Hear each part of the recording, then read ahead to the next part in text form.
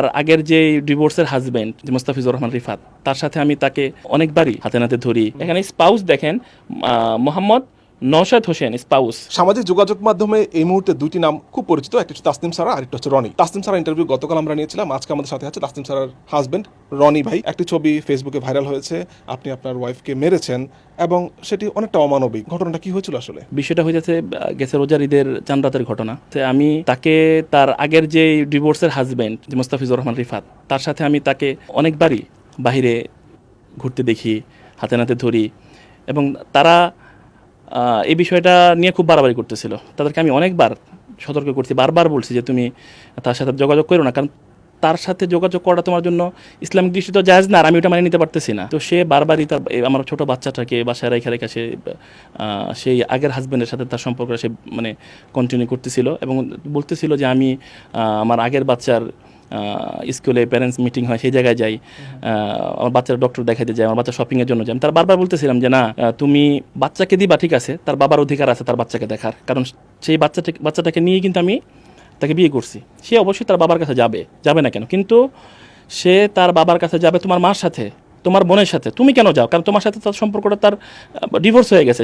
এখন তুমি আমার ওয়াইফ, আমি তো চাবো না যে তুমি ডিভোর্সের, যার সাথে ডিভোর্স হয়েছে তার সাথে তুমি ঘোরাঘুরি করো। সে তারপরেও ধানমন্ডিতে যে উত্তরা সেন্ট্রাল পয়েন্ট ইউনাইটেড গ্রুপের যে মার্কেটটা, এই জায়গায় বিভিন্ন রেস্টুরেন্টে তারা খায়, ঘোরাফেরা করে। বারবার আমি তাদেরকে না করছি, সতর্ক করছি। তো এর মধ্যে একদিন রোজা চলে আসে, রোজার মধ্যে বলি যে আমি বাসায় আসবো। ফট করে সে বলে যে আপনি বাসায় আসবেন না, ঠিক আছে, বাসায় আসবেন না। আপনার বাসায়? হ্যাঁ, আমার বাসায় আমাকে আসতে না বলে। খুবই খারাপ লাগতেছিল আমার যে আমার ওয়াইফ আমাকে বাসায় আসতে না বলে। তো চাঁদ রাতের দিন আর সহ্য করতে না পাইরা, যে চাঁদ রাতের আগের দিন তারা একসাথে গাড়ি দিয়ে বাসার থেকে বের হয়, তারা শপিং করে, তারা ঘোরাঘুরি করে। এর আগে 14-15 রোজাতে তারা ওই আগের হাজব্যান্ডের বাসা হলো 7 নম্বর সেক্টরে, আমার ওয়াইফ তার বাসায় যায় 2 দিন। Redmi 13 স্টাইল বানাই দুনিয়া কাঁপায়। এবং সেগুলো সবই আমি জানি। তার বারবার আমি নিষেধ করার পরও সে তার বাসায় যায়, বাইরে তো ঘোরাঘুরি করো, তার বাসায়ও যায়। তো এগুলো আমি একদমই নিতে পারতেছিলাম না। লাস্টে যখন তার বাসায় যে যায় সেটা আপনি কিভাবে জানেন? হ্যাঁ, এটা আমি আমি লোক মারফত জানছি, এবং তার বাসায় যে দারোয়ান আছে, দারোয়ানের কাছ থেকেও আমি জানতে পারছি, আমার বাসার দারোয়ানের কাছ থেকে আমি জানতে পারছি। এবং তার পিছনে আমার লোকও ছিল, কারণ আমার সত্যটা জানার দরকার ছিল যে সে যে আমার সাথে বৈবাহিক সম্পর্কে আবদ্ধ হয়েছে, এটা সে কি আমার সাথে প্রতারণা করতেছে কিনা, ফ্রড করতেছে কিনা। সে তো 2 নৌকা পাওয়া দিয়ে চলতে পারে না। তো জিজ্ঞেস করলে বলে যে বাচ্চার জন্য গেছি। তো বাচ্চার জন্য তুই লোক নিয়ে ঘোরাফেরা করতে পারো না। হ্যাঁ, এবং এরকম কি আমার 1.5 মাসের 2 মাসের ছোট বাচ্চাটারে তার মার কাছে বাসায় রাইখা সে ওই লোকের সাথে বের হয়ে যায়। দুপুরে বেরোয়, সকাল দুপুরে 11-12টার দিকে বেরোয়, রাতের 12টা-1টার দিকে বাসায় আসে, দুধের বাচ্চাটাকে বাসায় ফেলা রেখা। তখন আমার অনেক খারাপ লাগে বিষয়টা। তো পুরো রমাদান মাসটাই ইবাদতের মাস খুব কষ্টে কাটাইছি। তো যখন দেখলাম যে 28 রোজার দিন ওই লোক তাদের পুরো ফ্যামিলি নিয়েই তারা মার্কেটিং করতেছে, খুব আনন্দ ফুর্তিতে আছে, আমার কথা তার খেয়ালই নাই। তো আমি আর নিজের আবেগ ধরে রাখতে পারিনি, আমি বাসায় যাই। এর মধ্যে আমার যাদের কথা বলছে যে আলামিন গুন্ডা, ইউনুস গুন্ডা, আলামিন কোনো গুন্ডাও না, ইউনুস কোনো গুন্ডাও না। তারা আমার কর্মচারী, এমপ্লয়ি, তারা কাজ করে, বাজার সদাই করে বাসায়। আমি যদি গুন্ডা মান্ডা নিয়ে হত্যার উদ্দেশ্যে বাসায় যাইতাম, তাহলে সে জীবিত কেন? সে যে দেখাইলো যে গালের মধ্যে কীভাবে ব্যথাটা পাইছে, কেউই কিন্তু দেখে নাই, বাস্তব কিন্তু আমি সামনে ছিলাম। বাসায় যাই, তখন আলামিন ইউনুস আমার বলে যে দুটো কম্বলের অর্ডার ছিল, ধোলাই করতে দিয়েছিল, এগুলো নিয়ে যেতে হবে ভাই বলছে বাসায়। তা বললাম তাহলে নিয়ে নে। তো ওরা 2টা কম্বল নেয়, আর আগের দিন মেসেজ দিয়ে কিছু সবজি চাইছিল। তো কিছু সবজি টবজি ওরা বাজার টাজার করে আমার সাথে, আমি তো আর নিব না। তা আমি ওদের সাথে উঠছি, ঘরে গেলাম, ওরা কম্বল দিল। এর মধ্যে দেখি ও মোবাইলের সাথে বসে আছে, মোবাইলটা বিছানার উপর। তো আমি যখনই তার মোবাইলে ধরতে যাই, সাথে সাথে মোবাইলটা থাপা দিয়ে নিয়ে যায়, কাইরে নিয়ে যায় আমার কাছ থেকে। তো এক পর্যায়ে আমি বললাম এরকম করলা কেন? পরে সে তেরে আসে আমার দিকে যে কী হয়েছে জিনিসটা খারাপ লাগে। যে মোবাইল তো, এটা তো হাজব্যান্ড ওয়াইফের মধ্যে তো কোনো প্রাইভেসি নাই। আর এতদিন আমি মোবাইল ধরতে পারতাম, এই 1-1.5 মাসের গ্যাপে আমি মোবাইল ধরতে পারবো না? কি এমন ঢুয়ে গেল মোবাইল? তার মানে হচ্ছে তারা ঘোরাঘুরি করছে, তাদের সাথে তাদের আবার ক্লোজ ছবি টবি আছে, এগুলো আমি দেখে ফেলাবো। বলে বেরো যান, ধাক্কা মারতে চায় আমার, ধাক্কা মারার মতোই হাত বুকের দিকে লাগার সাথে সাথে আমি তারে একটা থাপড় মারতে যাই। সে সইরা যায়, যখন সইরা যায় তার পাটা, থাপড়টা কিছুটা লাগে। এর মধ্যে তার পাটা আপনার ওই খাটের যে কর্নার, বক্স খাটের নিচে দিয়ে এরকম খালি জায়গা থাকে, হ্যাঁ, এই খাটের এর সাথে পাটা বাইজা যায়। সেখানে সে ব্যাকচারে খুব ভালো করে সরে, তো বাইজা সে ঘুরা পুরা যায়। যে জায়গা পরে এই জায়গা টুল থাকে, একটা টুলের মতো, এই টুলটারে সেইভাবে ধরতে নিয়ে, টুলটা তো ছোটো টুল, যখন ধরে সেটা ব্যালেন্স আর রাখতে পারে না। ওই টুলের নিচে আবার এরকম কাজ ফিটিং করা গ্লাসের মতো, টুলটা কাইতে পড়ার সাথে সাথে কাজ ভেঙে যায়। সে তখন সরাসরি পরে একদম চেহারার উপরেই পড়ে, চেহারার উপরে পড়ার সাথে সাথে দেখলাম যে ব্লিডিং শুরু, নাকে বাড়ি খায়, চেহারা বাড়ি খায়, আর গ্লাস দিয়ে তার চেহারা কেটে যায়, তো ব্লিডিং শুরু হয়ে যায়। তো এর মধ্যে আমি তারা ধরতে যাওয়ার সাথে সাথে লাফায় উঠেছে, লাফায় উঠে সে চিল্লায় বাইরের দিকে, বারান্দার দিকে যায় সে বলতে থাকে ডাকাত ডাকাত ডাকাত। যখনই দেয় ডাকাত ডাকাত, তখন আমি চিন্তা করলাম যে মানুষ যেহেতু নিচের মানুষ আছে, দৌড়ে আইসে তোরা তো একটা, তাদের সাথে মিসআন্ডারস্ট্যান্ডিং হয়ে যাবে আমার, তখন আমি দিক থেকে চলে আসি। এই ছিল ঘটনা। বাসায় তখন শুনি যে কিছুক্ষণ পরে বাসায় পুলিশ আসছে, তখন চিন্তা করলাম যে অবশ্যই তারা মামলা করবে না, নিজের মামলা ওলি তো আমি অ্যারেস্ট হবে ঈদের সময়। তা আমি আর তাদের কাছে যাই না, তারা চিকিৎসা করে বাসায় আসে। তো বাসায় আসার পর থেকেই তারা আমার সাথে আমি যোগাযোগ করার চেষ্টা করি, কিন্তু তারাও যোগাযোগ করে এইভাবে যে সে আমাকে ডিভোর্স দিয়ে দিবে বা আমি তারা ডিভোর্স দিয়ে দিব, এগুলো শর্ত তারা দিয়ে থাকে। কিন্তু আমি তারা ছাড়তে চাই না। আমি চিন্তা করি যে আমার ওয়াইফ, সে বাচ্চা আছে, তার সাথে একটা মিসআন্ডারস্ট্যান্ডিং বা যাই হয়েছে, যেটা মিচুয়ালি আমি যেতে পারি, আমার সংসারটা যেন থাকে, কারণ আমি তো সংসার করার জন্য বাচ্চাটা নিচ্ছি। তো একটা টাইমে তারা দেখে যায় না, তারা টাকা পয়সা চায়, 20 লাখ দিতে হবে, 30 লাখ দিতে হবে, 40 লাখ দিতে হবে, কখনো বলে 15-18 লাখ দিতে হবে, কাবিনের টাকা 5 লাখ, ট্রিটমেন্টের টাকা 13 লাখ, মিলে 18 লাখ, কখনো বলে 20 লাখ, কখনো বলে 25 লাখ, এক এক টাইমে এক এক কথা বলে। আমি চিন্তা করি যে না, তাদের সাথে আমি আর আপোষে যাব না, ঠিক আছে, টাকা পয়সা আমি তাদেরকে দিব না। তো তারা কি করে, মামলা দিয়ে দেয় প্রথমেই। সেই যখন টাকা পয়সা তাদের সাথে কয়েকটা দিন আমার টাকা নিয়ে কথাবার্তা হয়, টাকাতে আমি রাজি হই না, তারা এসে আমার থানাতে যে একটা মামলা করে দেয় আমার নামে। আপনি বলছেন যে শুধু আপনি ধাক্কা দিয়েছিলেন, এছাড়া আর কোনো সেখানে মারধর হয় না? সে আমাকে দিয়েছে, আমি তার একটা থাপ্পড় দিতে গেছিলাম, কিন্তু থাপ্পড়টা এই থাপ্পড়টা থেকে সরে যেতে গিয়ে সে পড়ে গেছে। মানে এছাড়া আর কোনো মারামারি হয় না সেখানে? এখানে যদি আমি আসলে তার যে কথা বলছে, আমি তারা খুন করতে গেছি, আমি যদি আমার ওয়াইফকে খুন করতে যাবো, তাহলে তো আমি তারা খুন করেই আসতাম।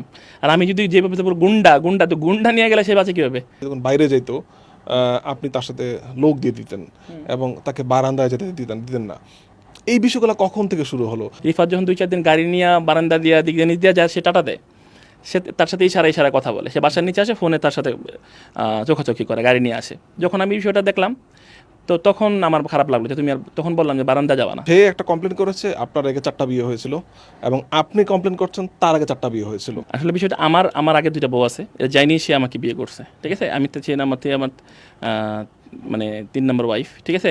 এখন আমার 3টা বউ থাকুক আর 4টা বউ থাকুক, আমার জন্য তো, ছেলেদের জন্য তো 3-4টা বিয়ে করা যায়, বৈধ, অবশ্যই বৈধ। তা আমি তো কোনো ইললিগাল কাজ করি না, এবং আমি কোনো ওয়াইফকে ছাইরাই কিন্তু কোনো ওয়াইফকে বিয়ে করি না, যে প্রথম ওয়াইফকে ছেড়ে দ্বিতীয় ওয়াইফকে বিয়ে, দ্বিতীয় ওয়াইফকে ছেড়ে তৃতীয় বিয়ে, এরকম কিন্তু না। আমার সব ওয়াইফই কিন্তু স্টিল আছে, এবং কেউকে বাদ দিয়ে, ডিভোর্স দিয়ে কিন্তু আমি বিয়ে করি নাই, সবাই প্রেজেন্ট আছে, স্টিল আছে, তারপর আমি বিয়ে করছি। সে প্রত্যেকটা হাজব্যান্ডকে ডিভোর্স দিয়ে তাদের কাবিনের টাকা নিয়ে তাদের কাছে গোল্ড স্বর্ণ নিয়ে তাদের নামে মামলা দিয়ে সে বিয়েগুলো করছে। প্রথমটা এটা তো উনি অস্বীকার করতেছেন। কেউ অস্বীকার করে? আমি যে পেপারস নিয়েছি ভাই, আমি কোনো আজকে যে কথাগুলো বলবো সব মুখে কোনো কথাই আমি আসলে আপনাদেরকে বলতে চাইতেছি না, কারণ মুখের কথার ভ্যালু এখন নাই।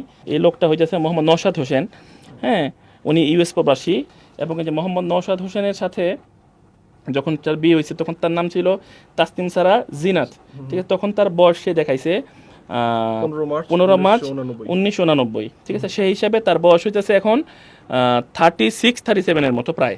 এবং এইটা হইতেছে নওশাদের সাথে তার যে পাসপোর্ট, এই পাসপোর্টের কপি, ঠিক আছে। দেখেন আপনি এখানে এই যে তাসনিম সারা জিনাত, এখানে স্পাউস দেখেন মোহাম্মদ নওশাদ হোসেন, এখানে স্পাউস দেখেন মোহাম্মদ নওশাদ হোসেন, স্পাউস, প্রথম হাজব্যান্ড হিসাবে, ঠিক আছে।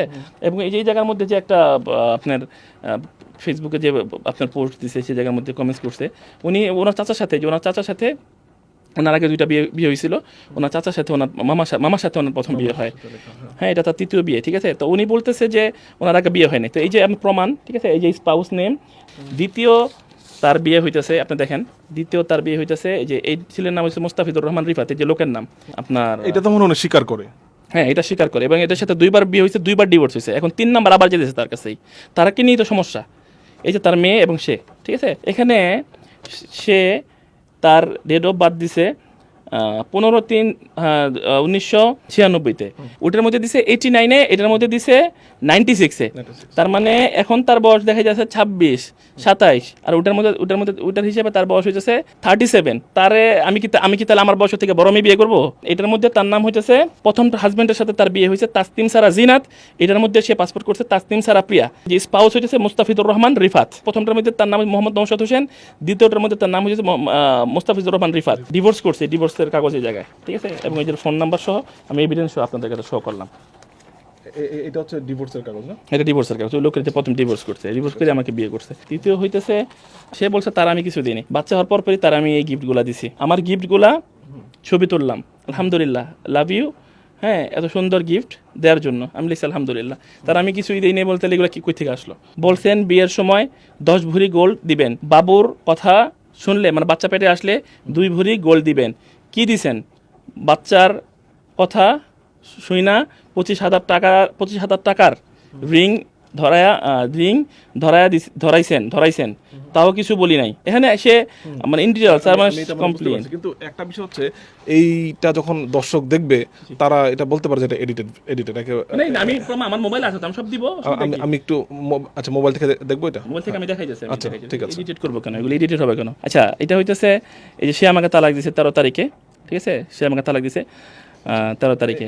এটা কোন 13 তারিখ? এটা এই যে গেছে মাসের 13 তারিখে।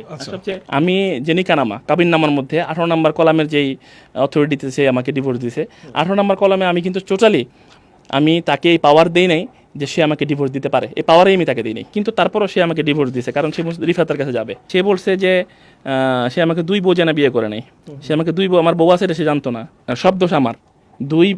2 বউ জেনে কেন বিয়ে করছি, দোষ আমার। এইটা কবে এই চ্যাটিংটা? এগুলা 150 আছে আমার কাছে। আমি আপনি চাইলাম সবে আপনার হোয়াটসঅ্যাপে দিয়ে দিবে এগুলো ইনশাল্লাহ। আমি হোয়াটসঅ্যাপে দিয়ে দিবে এগুলো এভিডেন্স। আমি কি এটা ও দেখবে না এগুলা? ও জানে যে আমি কোনো ভুয়া এভিডেন্স লেখেন আসবো না, কারণ ভুয়াবাজি করে আমার অভ্যাস নেই, ভুয়াবাজি করে ওদের অভ্যাস।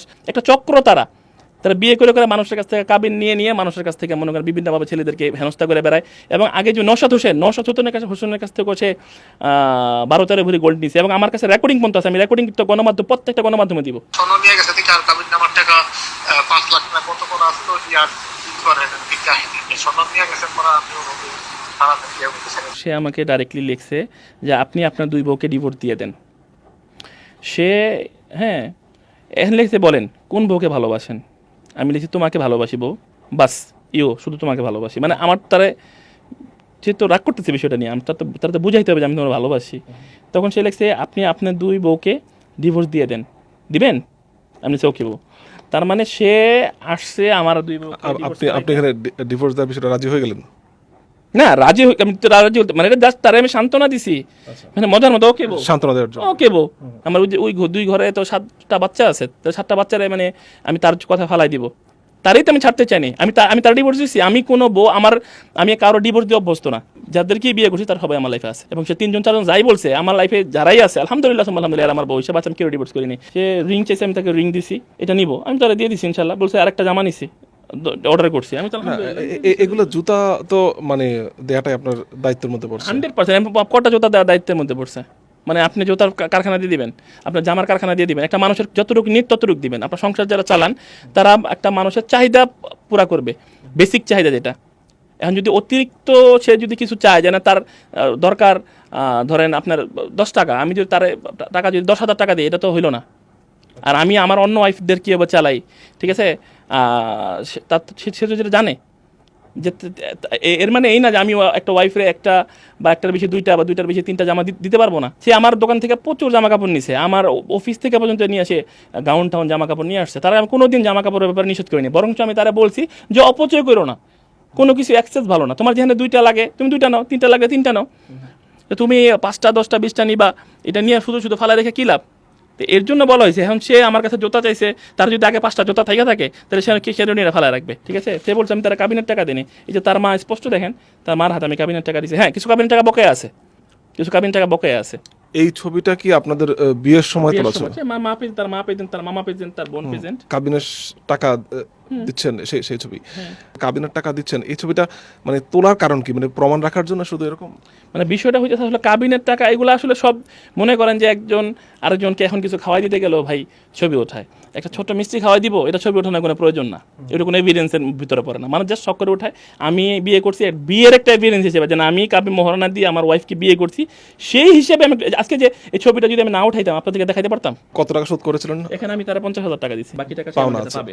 আর স্বর্ণের দিয়ে কিছু মোহরানা কাটাইছিলাম, হ্যাঁ সেটা যদি আমি বাদও দিই সে আমার বাকি টাকা পাবে, আমার সাথে টাকা পাবে, সে কিছু মোহরানা টাকা পাবে। হিসাব কিতাব তো নিয়ে বসি নাই। আপনি যে বিষয়গুলো দেখালেন এইগুলার একটু আপনার মোবাইল থেকে দেখানো সম্ভব কিনা এই হোয়াটসঅ্যাপে? এগুলো তো অনেক অনেক পার্সোনাল ছবি আছে, এই ছবিগুলো যদি আবার আপনাদের সামনে চলে আসে, আমার তো মানুষ তো আসলে মানুষ কমেন্টস করতে ছাড়ে না, ঠিক আছে। আমি এখন এটা গণমাধ্যমের সামনে আমার মোবাইলের ওই বিষয়টা আমি ওপেন করবো না, কারণ তার সাথে আমার অনেক ক্লোজ ছবি আছে, কারণ হাজব্যান্ড ওয়াইফ ক্লোজ থাকে, একসময় দেখা যায় গেলো খাওয়াই দিতেছি, ধরে রাখতেছি বা ধরে ধরে ছবি উঠাইছি, এগুলো আমি এখানে ফ্লাশ করবো না। কিন্তু আপনার বাসার মতো এগুলো হচ্ছে একদম আপনার আমি আপনার হোয়াটসঅ্যাপ। হোয়াটসঅ্যাপে দিয়ে দিতে পারবো কিছু ছবি, হ্যাঁ হোয়াটসঅ্যাপে দিয়ে দিতে পারবো। আপনার যদি সন্দেহ থাকতো আগের হাজবেন্ডের সাথে, আপনি তাকে ডিভোর্স করে দিতে পারতেন। হাত তোলার বিষয়টা, হাতটা আমি তুলিনি, আমি একবারও আমি গণমাধ্যমে বলি না যে আমি তার উপর হাত তুলছি। সেটা তার সাথে একটা ধাক্কাধাক্কি ধস্তাধস্তির সময় সে আমি তারকে আমি একটা চটকানা থাপড় মারতে গেছি, কিন্তু থাপড় তো ভালো করে লাগে নাই, সেই ব্যাগের যখন ছুঁড়ে যেতে নিছে তখন সে খারাপ সাথে বাইচে পড়ে গেছে। আপনাদের সন্তান কার কাছে আছে? আপনার সন্তান যে? আমার সন্তান তার কাছে আছে। আর সবচেয়ে লজ্জার বিষয়টা হচ্ছে আজকে 8-10 মাস ধরে সে আমার বাচ্চারা দেখতে দেয় না, আর আমি বাসার নিচে আসলে ওই দিনে যে বাচ্চারা দেখতে, সে একদিনও তার মায়া হইলো না যে সে বাচ্চারা সে আমার কোলে দেয়, এবং 10 মার্চে আমার বাচ্চারা আটকে রাখছে। আমার বুকে কতটুকু ব্যথা, কতটুকু খারাপ আমার লাগে এটা আমি ব্যক্তিগতভাবে বুঝি, বা তারা যে আমি আলাদা বাসা নিয়ে দিব সেই কথাও কিন্তু তার সাথে আমার হয়নি। তার সাথে সে তার বাসায় 2 বছর থাকবে এই কথা বলেই কিন্তু সে আমাকে বিয়ে করছিল, বাট তার 1-2 মাস যাওয়ার সাথে সাথে তার মার সাথে তার প্রচণ্ড ঝগড়া হয়। ঝগড়া হওয়ার পরে সে একসময় বলে না আমি এই বাসা থাকবো না, আপনি আমাকে আলাদা বাসা নিয়ে দেন। তো আমি পরে বাধ্য হয়ে যেহেতু বিয়ে করে ফেলেছি, তার আলাদা বাসা নিয়ে দিই, এবং সেই বাসায়ও তার মা বোন নিয়ে এসে ওঠে। ওনার যে আগের যে হাজবেন্ড, তাদের সাথে আপনার কোনো সময় কথা হয়েছিল? হ্যাঁ, তার সাথে আমার কথা হয়েছে, তার সাথে কথা হয়েছে। কার সাথে, মানে লাস্ট যে হাজবেন্ড আপনি বললেন রিফাত, তার সাথে? রিফাত, তার সাথে আমি যখন সেন্ট্রাল পয়েন্টে তাকে ধরি, এয়ারপোর্ট সেন্ট্রাল পয়েন্ট ইউনাইটেড গ্রুপের যে মার্কেটটা তার টপ ফ্লোরে ফুট করে আমি তার হাতে নাতে ধরি, আমার বাচ্চাও ছিল ওই জায়গায়, তারা বসে খাওয়া দাওয়া করতেছিল, আমি গেছিলাম। তো সে আমার কাছে সেদিন সরি টরি বলে, সে খুব রিকোয়েস্ট করে, নাহলে আমি হয়তো আরও উত্তেজিত হয়ে তার সাথে আমার হাতাহাতি হয়ে যেত, সিনকেট হইতো। কিন্তু পরবর্তী সে বলে যে না ভাই ঠান্ডা হন, বসেন, আমি ভুল করছি, আমার আসা উচিত হয় নাই, ঠিক আছে, সে আপনারই আছে, আপনারই থাকবে, সে আপনাকে ভালোবাসে, যাই হয়েছে আপনাদের মধ্যে আপনার আন্ডারস্ট্যান্ডিং মানে আপনার ঠিক করে নেন। আমি বললাম যে আপনি আমার ওয়াইফে নিয়ে আসছেন কেন? পরে সে আমাকে বললো যেটা ভুলে গেছে, আজকের পর আর কোনোদিন হবে না, আমি আসলে আমার বাচ্চাকে দেখতে আসছিলাম। আমি বললাম বাচ্চা দেখতে আসছে, আপনি তো ওর মা তো আপনাকে বাচ্চা নিয়ে আসতে পারতো, ওর বোন তো নিয়ে আসতে পারতো, আপনি আমার বউরে কেন আনেন? তো সে ওদিনে মাপটাপ চেয়ে গেছে, আজকের পরে যদি কোনো দিন দেখেন, আপনি নিজের হাতে বিচার করেন। আর সবচেয়ে বড় প্রবলেম রয়েছে কি ভাই, এখানে ও দেখছে যে ওই লোকের সাথে তার লাইফটা একটু ওয়েস্টার্ন লাইফ এবং খোলামেলা সে জীবনযাপন করতে পারে। ওই জায়গায় গেলে সে যেখানে খুশি সেখানে যেতে পারে। ওই লোকের সাথে সে 10টা ছেলে ফ্রেন্ড মেনটেন করতে পারে, কারণ আমার কাছে গেলে তো 5,000-10,000 ছেলে ফ্রেন্ড দিয়ে ফেসবুক চালাতে পারবে না। উনি যখন বের হতো বাইরে, আপনি দুজন সাথে দিয়ে দিতেন? হ্যাঁ, 2জন সাথে দিই, একজন সাথে দিতাম। কেন দিতাম? কারণ আমার ওয়াইফের সেফটির জন্য দিতাম, চাইতাম যে একটা লোক সবসময় তার সাথে থাকতাম, তার তো আমি ভালোবাসি। আর আপনি আপনার ওয়াইফের সাথে একজন লোক বাইরে গেলে দিয়ে দিলে এটা আপনার ওয়াইফ খুশি হবে, ঠিক আছে, কারণ হাজব্যান্ড ওয়াইফের মধ্যে কোনো প্রাইভেসি থাকে না, এটা কোনো প্রাইভেসির কিছু না যে আমি তার প্রাইভেসি নষ্ট করতেছি। আমার ওয়াইফের সাথে একজন দিয়ে দিব, সে ব্যাগ ক্যারি করবে, সে তার সাথে থাকবে, এটা তার সেফটি। এখন সে ওই যে বাইরে গেলে যাচ্ছে আরেক লোকের সাথে দেখা করবে, আরেক লোকের সাথে রেস্টুরেন্টে খাবে, এটা তার প্রবলেম যে সে আরেক জায়গায় উল্টাপাল্টা চলবে দেখে তার এটা আপত্তিকর মনে হয়েছে। লাস্টে যখন সে এগুলো নিয়ে খারাপ মাইন্ড করতেছিল, আমি লাস্টে লোক পাঠানো বন্ধ করে দিয়েছি। কিন্তু লোক পাঠানো বন্ধ করার রেজাল্ট আমি পাইলাম কি, ওই ছেলের সাথে ঠিকই কিন্তু সে র্যান্ডম ঘুরলো, তার বাসায়ও গেল, তার সাথে বিভিন্ন জায়গায় ঘোরাঘুরি করলো। আপনাদের সাথে মূলত পরিচয়টা কিভাবে? ও আমার দোকানে লাইভ করতো, ঠিক আছে, সেই থেকে তার সাথে আমার পরিচয়। আপনি যখন তাসনিম সারাকে বিয়ে করেন, আপনার পূর্ববর্তী যে ওয়াইফ, তাদের সম্মতি ছিল? সম্মতির আসলে বিষয়টা না, তারা বিষয়টা সম্মতি দিয়ে আমাকে বিয়ে করাইছে বিষয়টা এরকম না। আমি তাদের কাছে কেউ মানে জিজ্ঞেস করিনি যে আমি পরে বিয়ে করতেছি, তো আমি সম্মতি নিছি, এটা আমি বলবো না। ডিভোর্সের পরে বাচ্চার যে কার কাছে থাকবে এই বিষয়ে আইনের একটা বিষয় আছে, আপনি কি আইনের কোনো হস্তক্ষেপ যদি সে নিয়েছেন? আমার কাছে আপোষে না দেয় তাহলে আমি কোর্টে মামলা করবো। গতকাল আমরা যখন তাসনিম সারার সাথে কথা বলছিলাম, উনি একটা অভিযোগ আপনার নামে করলেন যে ওনার পিতার ফ্ল্যাট ছিল, সেই ফ্ল্যাট বিক্রি করে আপনি আপনার বিজনেস স্টাবলিশ করতে চেয়েছেন। যে ফ্ল্যাটটার কথা ও উল্লেখ করছে, এটা এটা এটা তার সে নিজে একটা মানে নিজের জালে ফাইসে গেল আর কি। এই যে ফ্ল্যাটটা, এই ফ্ল্যাটটা এটা যে এটার একটা ডকুমেন্ট সে দেখাতে পারবে। দ্বিতীয় হইলো যে বাড়িটা মধ্যে ওরা থাকে 4 তলায়, এই বাড়িটার যে ল্যান্ডলর্ড, জায়গার যে মালিক, হ্যাঁ, এই জায়গার মালিকের কাছ থেকে ওর বাবা বিল্ডার্স হিসাবে, ওর বাবা ছিল বিল্ডার্স, ওর বাবা 60-40-তে এই বাড়িটা নেয়, মানে বিল্ডিংটা করার জন্য নেয়। তো 60-40-তে তো 2 বছরের চুক্তি থাকে, 2 বছরের মধ্যে কমপ্লিট করবো। ওর বাবা 2 বছরের মধ্যে কমপ্লিট করতে পারে নাই, জায়গার মালিক মামলা করেছে তাদের নামে। তো মামলা আজকে 10-12 বছর ধরে কোর্টে চলতেছে। এই বিল্ডিংয়ের যে 5-6 তলা এটা এখনও খালি পড়ে আছে, এবং যে বিবাহ পাশে দখল করে নিছে। এই যে 4 তলার যে ফ্ল্যাটটা, এটা তো এটার মালিকই তো ওরা না। এটার মালিক যদি ওরা হয়, আপনারা যেই বিচার করবেন সেই বিচার মেনে নেবেন। আপনি বলছেন যে ওই ফ্ল্যাট ওখানে নাই? এই ফ্ল্যাট ওর না, এই ফ্ল্যাট ওর না। কার সেটা? এই ফ্ল্যাট ল্যান্ডলর্ডের, যে জায়গার মালিক তার। জায়গার মালিক মামলা করে রাখছে, যদি তারা মামলায় কোনোদিন জিতে হয়তো তখন যায় তারা এই ফ্ল্যাট পাবে। যেই ফ্ল্যাটের মালিকই ওরা না, এটা আমি জানি, ওই ফ্ল্যাট বিক্রি করে কিভাবে সে আমার টাকা দিব? এই ফ্ল্যাট ওনার নাম আনলাম, কিন্তু আপনি কি টাকা চেয়েছিলেন কিনা? প্রশ্নই আসে না। দেখো, আপনার ভাই ফকিরের কাছে কেউ ভিক্ষা চায় ভাই? ও নিজেই তো সবসময় চাওয়ার উপর থাকে, ওর কাছে আমি চামো কি?